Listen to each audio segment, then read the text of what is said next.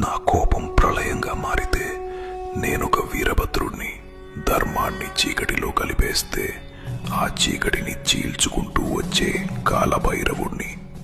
సహాయం కోరితే హనుమంతుణ్ణి, ప్రేమని చూపిస్తే అర్ధనారీశ్వరుణ్ణి. ఎక్కడైతే ఈ సృష్టి ఆగిపోతుందో నేను అక్కడ నుంచి మొదలవుతాను. నాకు ఆది అంతం లేదు.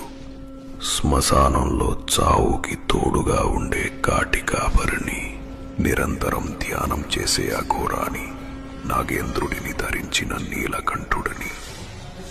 నాకు బ్రహ్మ, నారాయణ మరియు పార్వతి కంటే కూడా నన్ను మనస్ఫూర్తిగా కొలిచే నిజమైన భక్తుడు అంటేనే నాకు ఇష్టం.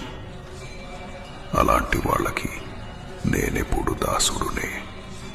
నేనే ఆ కైలాస శిఖరంలో ఉండే త్రినేత్రుణ్ణి, నటరాజుని, సాక్షాత్తు పరమశివుడుని.